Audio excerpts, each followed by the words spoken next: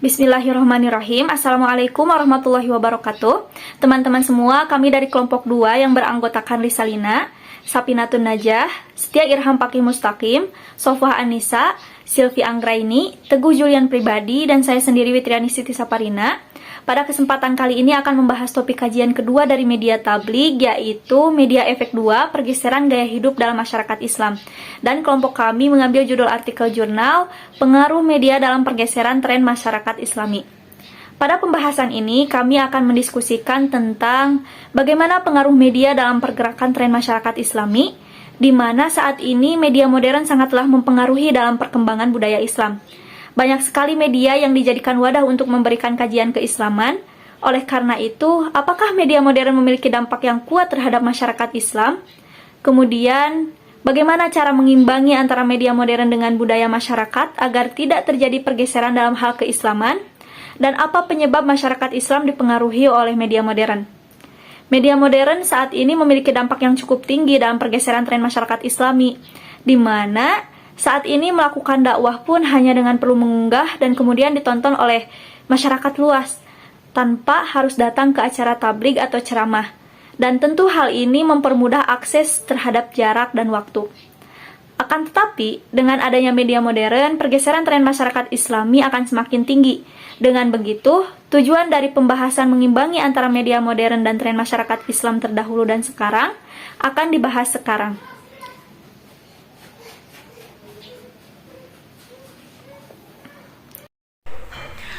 Pengaruh pergeseran tren masyarakat itu ditandai dengan adanya pergeseran era digital.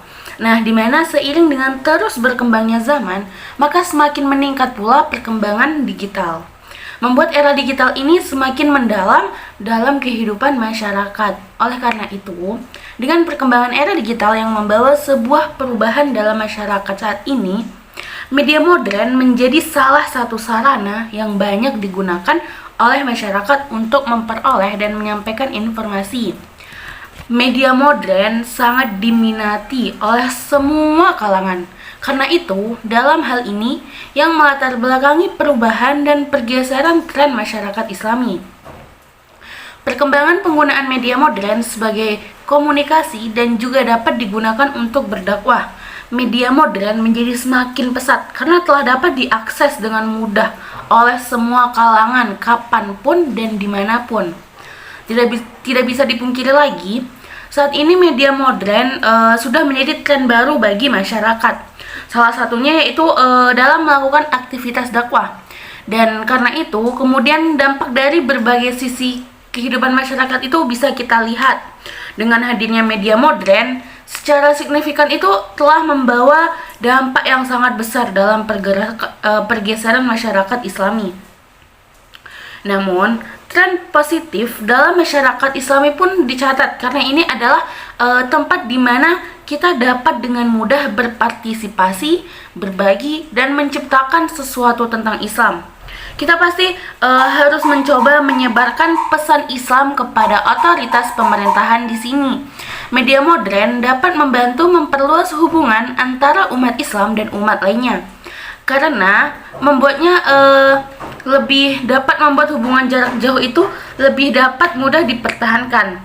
Ini juga bertujuan untuk membuat hubungan itu menjadi lebih sederhana. Dengan maraknya media modern, berdampak signifikan terhadap relasi sosial dan keseimbangan masyarakat Islam. Nah, beranjak dari latar belakang yang saya jelaskan tadi, maka dalam artikel ini, kelompok kami akan sedikit membahas mulai dari bagaimana sejarah media itu sendiri, kemudian apa dan bagaimana pengaruh media dalam pergeseran perilaku masyarakat, dan bagaimana media itu mempengaruhi pergeseran tren atau gaya hidup masyarakat Islami.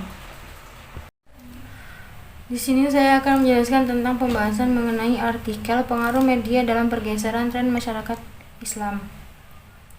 Dalam pembahasan artikel ini, media sosial adalah contoh bagaimana teknologi modern mengubah cara kita belajar dan memberikan informasi. Hal ini berkembang pesat di era teknologi informasi. Dalam buku Teknologi Informasi dan Komunikasi karya Hendy Pondia, disebutkan bahwa internet adalah jaringan komputer yang saling terhubung satu sama lain. Internet adalah jaringan komputer yang menghubungkan orang-orang di seluruh dunia. Teknologi informasi memberikan dampak positif dan negatif bagi masyarakat. Tentunya umat beragama juga berdampak pada perkembangannya. Media sosial adalah jenis media online di mana orang dapat dengan mudah berbagi dan membuat konten, seperti blog, jejaring sosial, wiki, forum, dan dunia maya. Blog, situs, jejaring sosial, dan wiki adalah bentuk media sosial paling populer yang digunakan oleh orang-orang di seluruh dunia. Efek positif dari media sosial adalah lebih mudah berinteraksi dengan banyak orang, memperluas hubungan jarak dan waktu tidak lagi menjadi masalah, dan lebih mudah untuk mengekspresikan diri. Penyebaran informasi dapat dilakukan dengan cepat dan murah. Dampak positif dari media sosial adalah membuat orang tetap dekat, dan sebaliknya, interaksi tatap muka cenderung berkurang dan orang mengandalkan internet, menimbulkan konflik, menimbulkan masalah privasi, mempengaruhi cara orang bersosialisasi. Perubahan hubungan sosial dapat berakibat oleh perubahan keseimbangan hubungan sosial maupun perubahan dalam segala bentuknya. Perubahan lembaga sosial dapat memberikan dampak yang signifikan terhadap sistem sosial seperti nilai, sikap, dan perilaku. Masyarakat memiliki sejumlah pola perilaku yang sering diikuti orang. Di depan umum, kita harus berperilaku dengan cara menghormati dan mempertimbangkan orang lain. Kemudahan memperoleh dan mengkomunikasikan informasi memiliki banyak sosial dan ekonomi yang positif. Di sisi lain, perubahan sosial yang mengarah pada munculnya kelompok sosial baru seperti agama, suku, dan pola perilaku tertentu dapat menyimpang dari norma yang telah ditetapkan.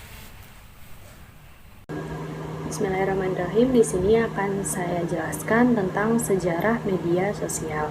Media sosial dimulai pada 1970-an dengan penemuan surat elektronik dan pengunggahan dan pengunduhan perangkat lunak. Ini dilakukan dengan menggunakan saluran telepon yang terhubung ke modem. Pada tahun 1995, lahirlah website GeoCities yang berfungsi sebagai layanan web hosting agar website dapat diakses. GeoCities adalah langkah pertama dalam pengembangan situs web. Platform media sosial pertama seperti sixdegrees.com dan friends.com muncul pada tahun 1997. Selain itu, pada tahun itu juga dibuat situs membuat blog pribadi, yaitu Blogger. Situs web memungkinkan penggunaannya untuk membuat halaman web mereka sendiri. Izinkan pengguna Blogger ini memuat banyak tentang sesuatu. Pada tahun 2002, Friendster menjadi situs media sosial yang sangat populer. Kehadirannya sangat terlihat dan menjadi sangat populer. Setelah tahun 2003, muncul berbagai platform media sosial dengan karakter dan keunggulannya masing-masing. Ini termasuk LinkedIn, MySpace, Facebook, Twitter, Wiser, dan Google+.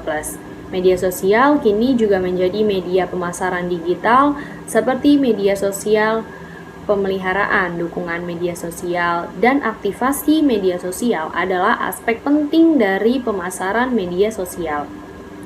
Agensi digital sekarang menawarkan layanan media sosial sebagai salah satu dari banyak penawaran mereka.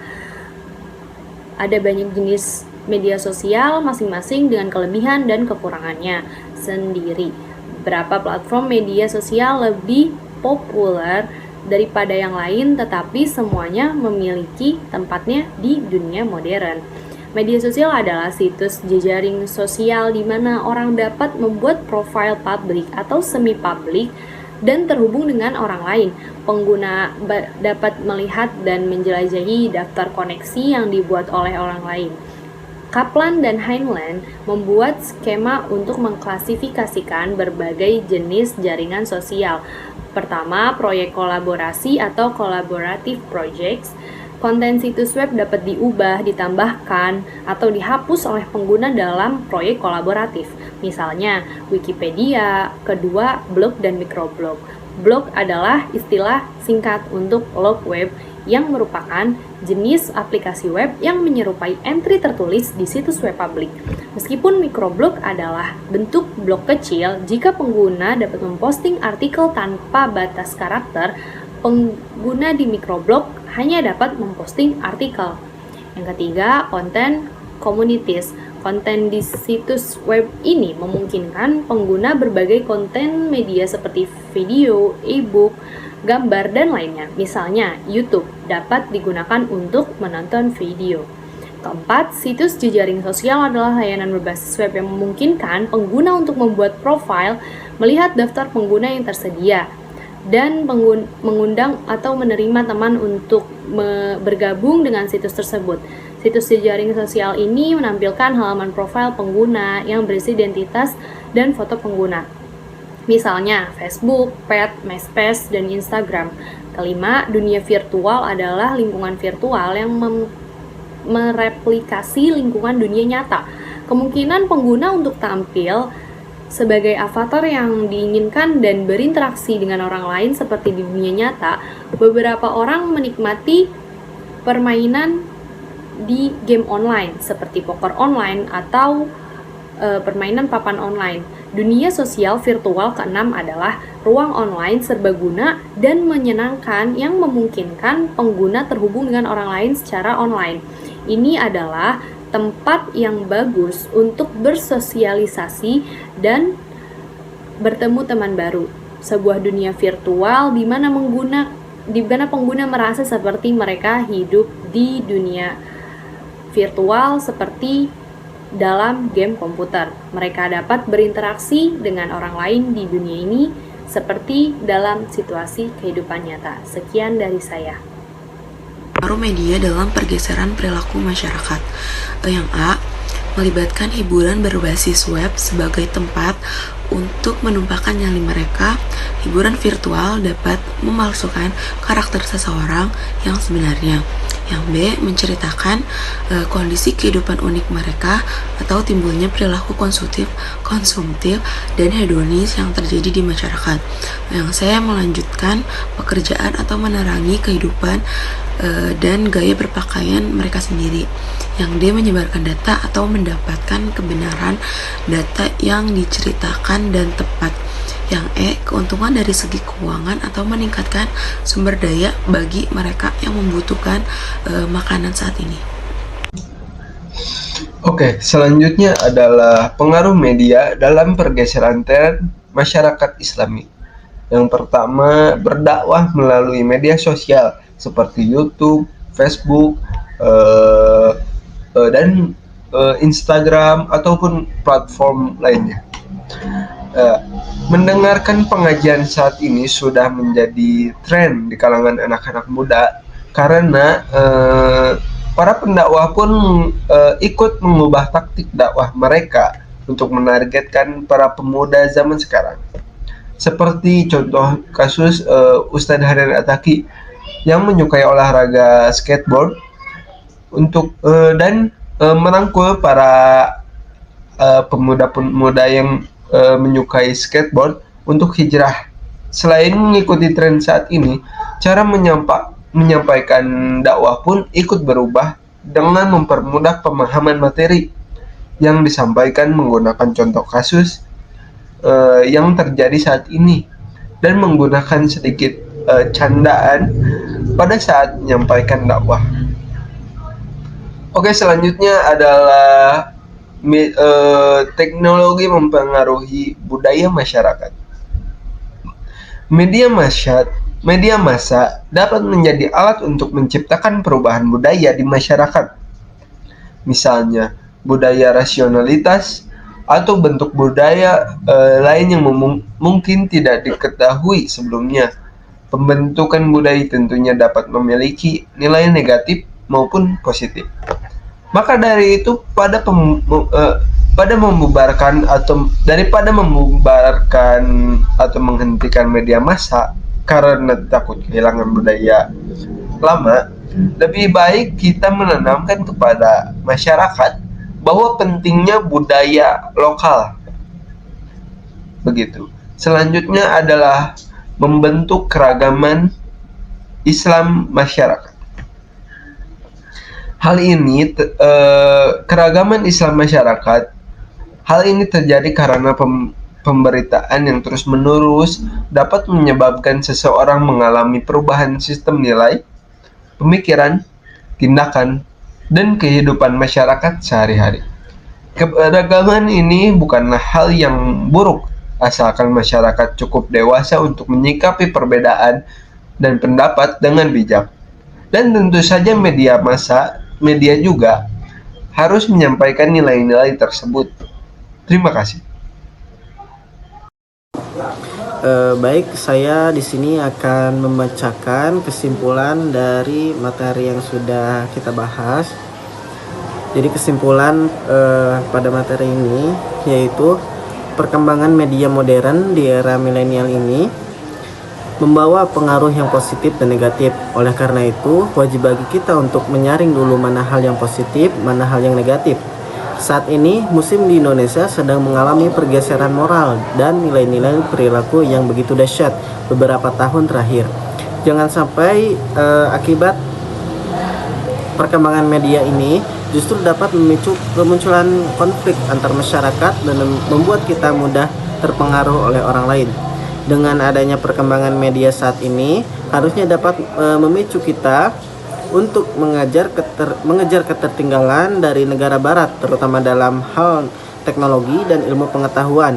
Akan tetapi, satu hal yang tidak boleh tertinggal dalam hal ini yaitu tetap merujuk kepada substansi yang ada dalam Al-Quran dan Hadis.